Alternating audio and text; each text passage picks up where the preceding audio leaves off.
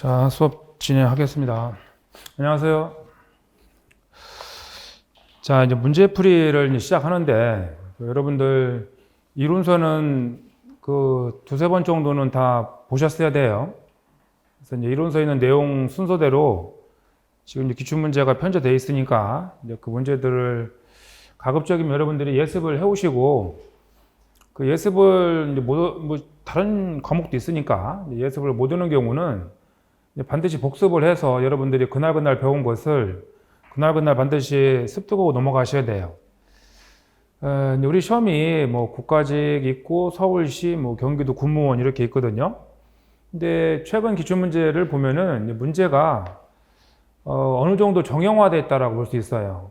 다시 말해서 이 수험서에서 벗어난 문제가 한 문제도 없었어요.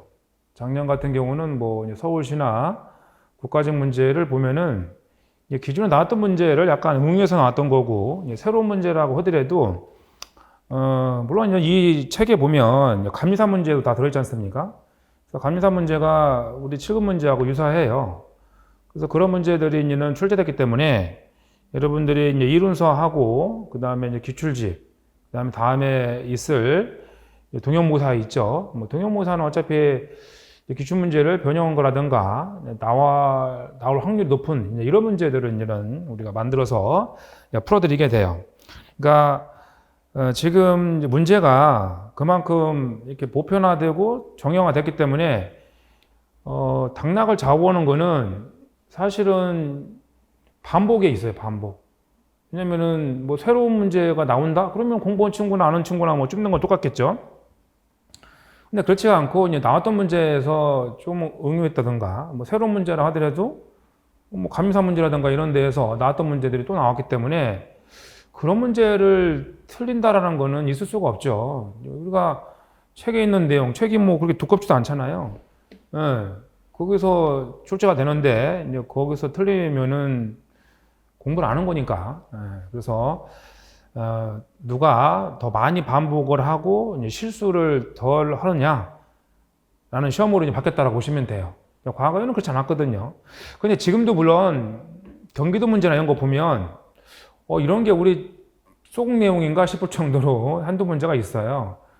근데 여러분들 이제는 서점에 가서 보시면 소프트공학 책들이 많이 있어요. 그래서 특정 책에서 있는 내용들도 있죠. 그런 내용들을 내게 되면 누가 맞히겠어요, 그거를. 내가 그 교재를 갖고 공부했다 한들 그 많은 내용 어디서 나올 줄 알고. 그래서 경기도 문제는 우리가 차차 하고 나머지 이제는 뭐 지금 국가직이나 이제는 서울시 문제를 보면 그건 단 얘기고요. 이제 군무원 문제 같은 경우는 사실 수준이 좀 떨어져요. 떨어진다는 얘기는 약간 단답형이 많아요. 그러니까 뭐 단답형이 많기 때문에 여기 있는 문제들을 또 계속 풀다 보면 단답형 내용이 아마 금방 우리가 맞출 수 있겠죠. 그래서 군무원은 그렇게 신경 쓰지 않아도 되겠다라는 거죠. 그래서 여러 번 반복해서 여러분 것들로 만들면 소공에서 여러분들이 뭐 문제가 돼가지고 시험에서 뭐 안 되는 이런 일은 없을 것이다 이렇게 말씀을 드릴 수 있고요. 그냥 우리가 기출문제풀이를 뭐 7주, 8주 할 거예요. 7주를 좀 더 하더라고. 그래서 이제는 단원이 지금 14단원이지 않습니까?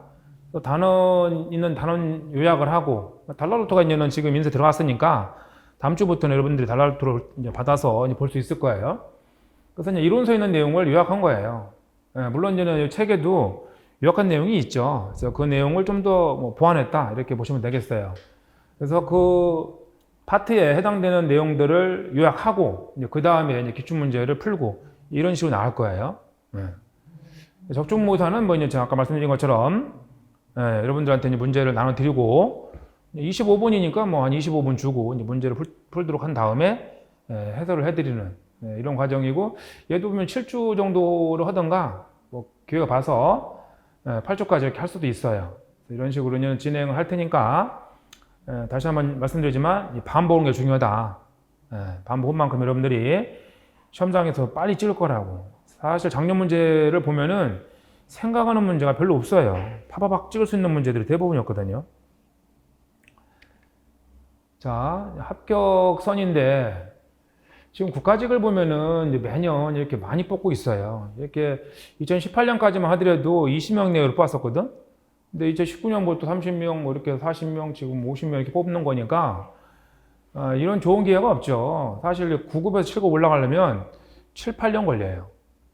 네. 뭐 급여를 떠나가지고 9급에서 시작해서 7급 가려면 7, 8년 걸리는데 7, 8년을 줄일 수 있는 거 아니겠습니까? 그리고 중앙부처에서 뭐 이런다라는 장점도 있고요.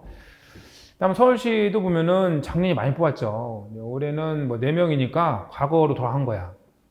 그래서 작년에 가지고 많이 뽑았고요. 경기도는 뭐 항상 이래요. 그 다음에 이제 공무원 이제는 작년부터 보면은 이제 전산직하고 사이버직이 나눠졌지 않습니까? 그래서 이제 전산직은 자료고주하고 DB를 보는 거고, 그 다음에 소공, 여기는 소공이 들어가죠. 여기 이제 사이버직에. 그래서 뭐, 여러분들이 뉴스 같은 거 보면, 그렇죠. 뭐, 지금도 막 물리적인 전쟁을 하지 않지만, 사이버상에서 전쟁을 하고 있다라고 표현을 하죠.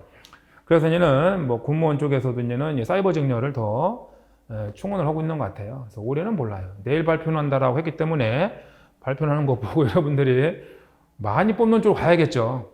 그죠? 어차피 뭐, 7급 과목에 이쪽에 자구 DB들하고 자구 소공인가요, 얘가? 어떤 소공에 들어가, 여기는. 그래서 이제는 많이 뽑는 쪽에 이제는 선택을 해서 이제 집중하는 게 낫겠죠, 아무래도. 자, 이런 식으로 이제는 그 시험이 진행되어 왔고요. 출제빈도 일람표를 보시면 사실 14개 파트로 되어 있는데 골고루 나와요, 골고루. 골고루 나오는데, 물론 이제는 좀 많이 나오는 파트가 있죠, 분명히. 뭐, 오늘 배울 이 소프트웨어 개념에 대해서는 생명주의 모델인데, 생명주의 모델이 안 나온 적은 없어요. 두세 개가 뭐 꼭 나오죠. 그래서 이제 프로젝트 관리가 뭐, 여기도 뭐, 한두 문제? 두세 문제? 나오는 거고. 이제 품질 보존 관리 뭐 쭉 이렇게 있어요. 그래서 책을 보시면, 어차피 이제는 이 출제빈도 일람표를 보고, 우리가 뭐 이론서를 편제를 했을 거 아니겠습니까? 그래서 많이 나오는 파트는 내용도 많은 거고 적게 나오는 파트는 당연히 적겠죠. 마찬가지로 기출문제를 보더라도 여기 디자인 패턴이나 뭐 UML 엄청 많이 나오지 않습니까? 최근에 보면은 당연히 내용도 많아요. 분명히 또 여기서 선호 문제 나올 거고 올해도. 그래서 이렇게 충분히 예측을 해볼 수 있는 거고요. 여러분들의 이걸 알 필요는 없어요. 어차피 이론서나 기출문제가 그렇게 되어 있기 때문에 기출문제를 풀다가 이런 뭐 모르는 거 있다든가 이런 게 있으면 이론서 찾아보시면 되고 여러 번 반복하는 게 이제 중요하다는 거죠.